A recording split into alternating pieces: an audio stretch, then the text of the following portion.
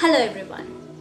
If you are a working professional and still struggling to phrasing a proper email, then I think you're watching the right video because today I'm going to discuss about 10 important factors that you should remember while phrasing an email. Emailing is a very big topic, so I'm going to speak about the aspects that you should remember while phrasing a formal or a business mail. So, to know more about this topic, continue watching this video. Number 1. Simple and accurate subject line. Just imagine if the subject line of the mail is very big with lot of information and complex terms. Will that be a pleasant situation for the recipient to read the entire mail? Definitely not. The recipient may even skip the mail without reading it. So it is always better to go with very simple at the same time accurate subject line. For example, if you want to invite your team members to celebrate a success in your workspace, you are sending an invitation through mail, and so you are giving a subject line like a very big one with a lot of information where and when the event is going to happen. That is completely inappropriate. So you can just go with a very simple subject line: team dinner invitation or success party invitation. That sounds more accurate. At the same time, it's very short and it serves the purpose, right? So always choose a subject line which is very simple at the same time accurate.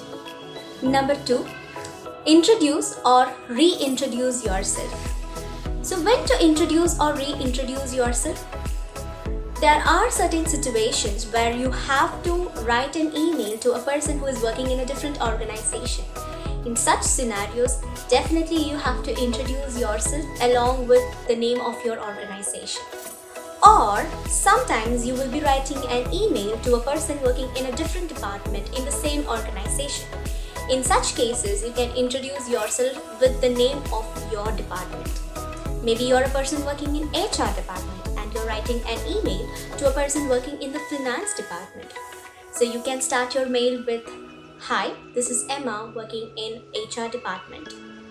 So that would serve the purpose. So you're introducing yourself as well as the department. So the recipient will understand who is writing to them.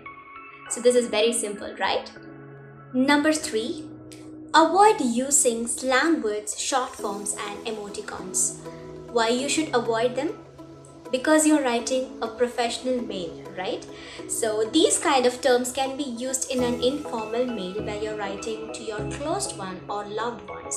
But this is inappropriate in a business mail. You should try to avoid them. Any kind of jargons or slang words like bro, chill, stuff, cheers. So you should avoid such kind of terms, and also short forms like FYI. For your information, so the other person may not understand what is FYI. Also the emojis that you use in WhatsApp and other social medias. So these kind of terms and these kind of emotional conveyance should be avoided in business mail. This will help you to maintain the professionalism. Number 4, convey the message politely. Why you should convey the message politely? Because you're not going to write emails only during pleasant and positive scenarios. There might be circumstances where you have to convey your inconvenience or a negative situation to the other party. So always maintain the professionalism. Don't accuse someone in your mail. Try to make your tone more indirect and polite so the other person may not get hurt by reading your mail. Remember, still you're writing a business mail. That should be more professional. So never accuse a person. Always use a lot of softeners and polite tone in your email if you are conveying a negative situation. Number 5, your mail should be clear and precise. Let's consider a situation where you are sending a business proposal to the other party through email. You definitely have to include a lot of information about the business plan with more details and clarity. But do you think that will help the recipient to understand the business plan without any confusion? Definitely not. So this is an inappropriate approach. So what you have to do is you have to discuss such kind of detailed information in a one-on-one conversation. Instead, You can try to arrange a meeting through email for such discussions. So do not propose any business plans through email, or do not send a lot of information through email which may cause confusions to the recipient who is reading the mail. So make sure your mail should be clear and precise. Number 6, provide warning when you are attaching a long file. Sometimes you don't have to write a lot of information in your mail. However, you have to send an attachment which is very long. Maybe the size of the file is very long. So in such cases, it is always a best option to warn the recipient that you are attaching a file which is very long or very large in size. Number 7, respond in a timely fashion. Emailing is not just about writing emails, it is also about responding back to the mails. So you are going to show your professionalism by responding back to the mail within a particular time. For example, you have to respond back to mails within 24 hours. So that would be appropriate in a business and formal scenarios. So this shows the professionalism, and also this shows the commitment that you are having towards the business. So always remember to respond back to mails within 24 hours. Number 8, respond with a thanks. In the business sphere, everyone are busy with their own commitments, right? But still, a person is taking few of his time to give you some information about the business. So it is always appropriate to respond to the mail with thanks. So you are acknowledging the person's time and effort, and that's why you are telling thanks while starting your response.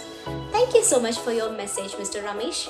So that sounds more formal, polite, as well as professional, right? So always when responding to a mail, thank the other person for sending you information and spending some time and energy on giving you details. So this is a very important thing you should follow when responding to mails. Number 9, know your audience and maintain the tone. So when you're writing an email, always make sure that you're maintaining the appropriate tone. Sometimes you have to write an email to someone whom you never met, or maybe you have met this person only once, but you are kind of following up the person about the business plan. In such cases, it is always better to go with more formal and indirect tone. But if the person is kind of close to you and you have a very good relationship with this person, but still that is a professional relationship, you can go with a little more neutral tone, which is not very formal but not very casual as well. So always know your audience and write the mail according to the designation of the person or the connection between you and the person. Number 10, do not email in a rush. So just consider if you're having a lot of commitments to complete and there are a lot of things going on in your mind. Is it appropriate to type an entire mail and send it to a person who is your higher official?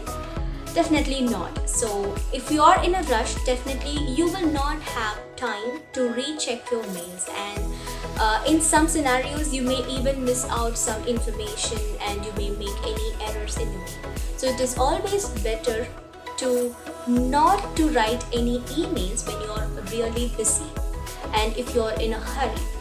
So if you avoid this, you can avoid a lot of errors in your mails, because when you are patient enough to write an email, you will recheck the mail and you can understand if you missed out any information or if you made any errors. So better avoid writing emails when you are in a rush or hurry or if you are very busy. I would like to add upon one more point with all the factors that I mentioned. It is very important that you check your email before sending it to the recipient, because sometimes there might be some minor spelling errors or grammatical errors, or some information might have been missed out, like we discussed in the last scenario. So always recheck your mail before sending it to the recipient, and this can avoid many mistakes that you're making in your mails, especially in a formal and business circumstances. that's about today's lesson. I hope you got a very good clarity about how to phrase an email in a formal scenario or to your business acquaintances.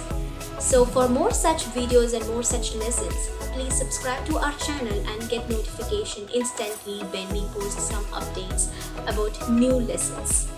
So see you soon in another video. Take care. Bye. Inspira.